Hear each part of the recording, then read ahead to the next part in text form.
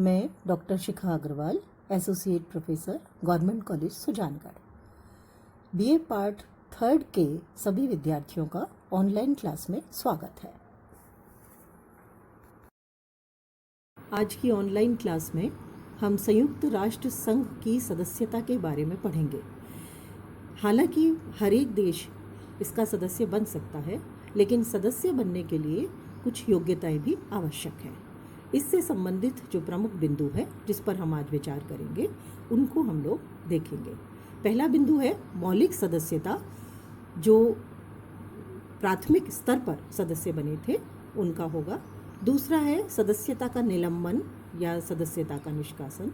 तीसरा है सदस्यता का प्रत्याहरण या उसे छोड़ना। चौथा बिंदु जो हम लेंगे वो है सदस्यता का राजनीतिकरण। और पांचवें बिंदु में हम देखेंगे कि वो कौन से देश हैं जो उसके सदस्य नहीं हैं। पहले हम देखेंगे इसके मौलिक सदस्य किस तरह से बने। यूएनओ के जो चार्टर है उसके अनुच्छेद 3 के अनुसार संयुक्त राष्ट्र संघ के संस्थापक सदस्य जो थे उनमें पहले थे जिन देशों ने सैन फ्रांसिस्को सम्मेलन में भाग लिया था, और दूसरे वो सदस्य थे जिन्होंने 1 जनवरी 1942 को संयुक्त राष्ट्र संघ की घोषणा पर हस्ताक्षर किए। ऐसे देशों की कुल संख्या 51 थी, जिनमें भारत भी एक देश था। हालांकि भारत उस समय स्वतंत्र नहीं था, लेकिन उसके बावजूद भी प्राथमिक तौर पर इसका सदस्य था। चार्टर की धारा 4 में ये प्रावधान किया गया है कि उन सभी देशों को जो शांति प्रिय हैं और चार्टर के प्रावधानों को स्वीकार करते हैं, यूएनओ की सदस्यता प्रदान की जा सकती है। कि नए सदस्य बनने के लिए क्या योग्यताएं आवश्यक है। चार्टर 4 में नए सदस्यों के लिए योग्यताओं का उल्लेख किया गया है।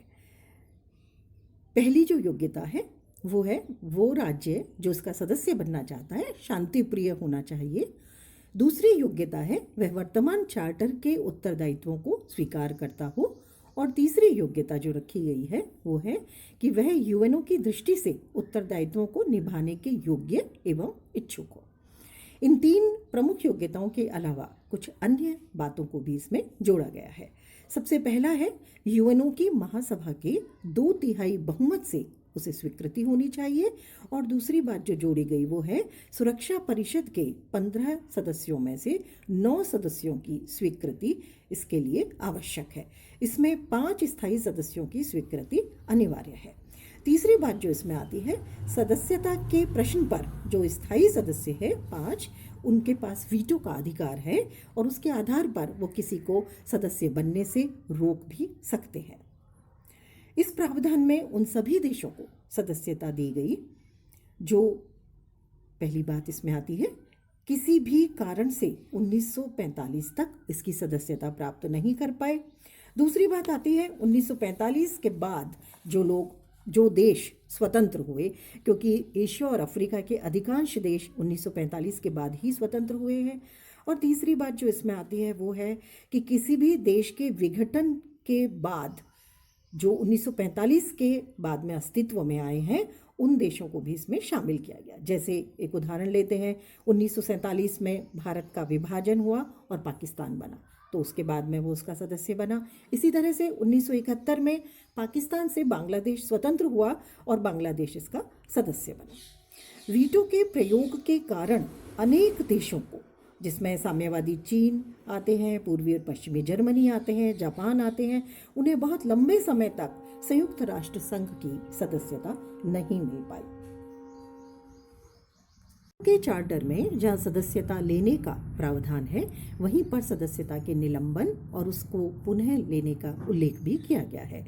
अनुच्छेद 5 में सदस्य देश की सदस्यता के निलंबन और उसे पुनः लेने का उल्लेख है। इसके प्रावधान है, सबसे पहला, यूएनओ के ऐसे किसी सदस्य को जिसके विरुद्ध सुरक्षा परिषद की सिफारिशों पर सदस्यता के अधिकारों का प्रयोग या वीटो का प्रयोग करने से निलंबित किया जा सकता है। यानी उसने उसका दुरुपयोग किया हो तो उस स्थिति में उसे निलंबित किया जा सकता है। दूसरा है, इन अधिकारों के प्रयोग का अधिकार सुरक्षा परिषद द्वारा पुनः प्रदान किया जा सकता है। 22 सितंबर 1992 को पूर्व यूगोस्लाविया की सुरक्षा परिषद की सिफारिश पर यूएनओ की सदस्यता से वंचित किया गया था, लेकिन 2 नवंबर 2000 को नए लोकतांत्रिक यूगोस्लाविया को पुनः सदस्यता दे दी गई। ऐसा ही कंबोडिया के साथ भी हुआ था।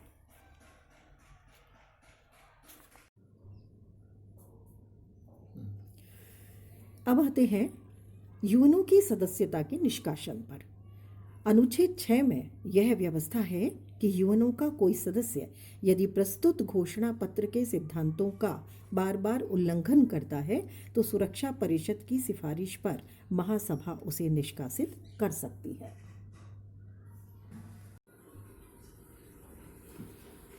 अब आते हैं सदस्यता के प्रत्याहरण या उसे छोड़ने पर। इस बारे में यूएनओ का चार्टर मौन है। इंडोनेशिया ने 1965 में मलेशिया को सुरक्षा परिषद का जब अस्थायी सदस्य बनाया गया तो उसका हवाला देते हुए अपनी सदस्यता छोड़ दी थी, लेकिन 1 वर्ष पश्चात पुनः वो यूएनओ का सदस्य बन गया।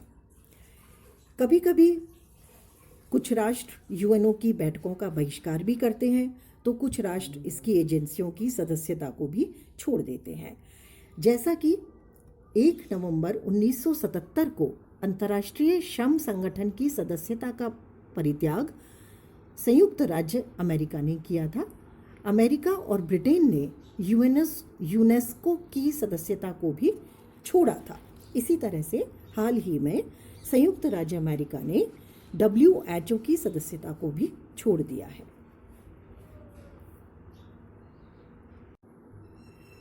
संयुक्त राष्ट्र संघ में नए सदस्यों के प्रवेश को लेकर के महाशक्तियों में अक्सर प्रतिस्पर्धा और विवाद बना रहता है।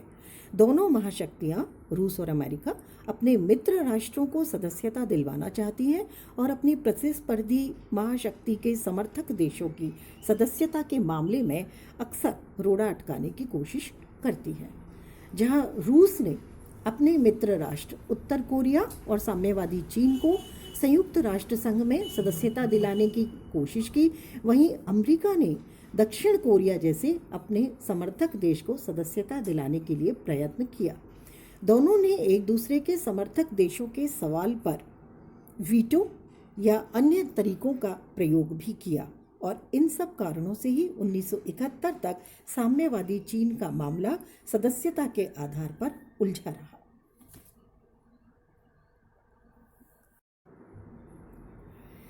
यूएनओ की वर्तमान सदस्य संख्या 193 है और कुछ राष्ट्र ऐसे भी हैं जो इसके सदस्य नहीं हैं। उसमें आते हैं ताइवान, क्योंकि ताइवान स्वतंत्रता साम्यवादी चीन की स्वतंत्रता से पूर्व राष्ट्र था, लेकिन ताइवान को इसमें सदस्यता नहीं मिली और ना उसने ली। दूसरा है होली सिटी, जिसे हम वेटिकन सिटी भी कहते हैं। वर्तमान में बढ़ती संयुक्त राष्ट्र संघ की सदस्यता ने इस बात को स्पष्ट कर दिया है कि एशिया, अफ्रीका और लैटिन अमेरिका के अधिक से अधिक राष्ट्र इसके सदस्य बनकर के विश्व समानता का अनुभव कर रहे हैं। महासभा में छोटे एवं विकासशील राष्ट्रों का बहुमत होता है, जिसके फलस्वरूप वे अपने हितों की ओर विश्व संस्था का ध्यान आसानी से आकर्षित कर सकते हैं। संयुक्त राष्ट्र में छोटे राष्ट्रों की संख्या बढ़ने से उन्हें इसके विभिन्न संगठनों में अधिक प्रतिनिधित्व प्राप्त होने लगा है।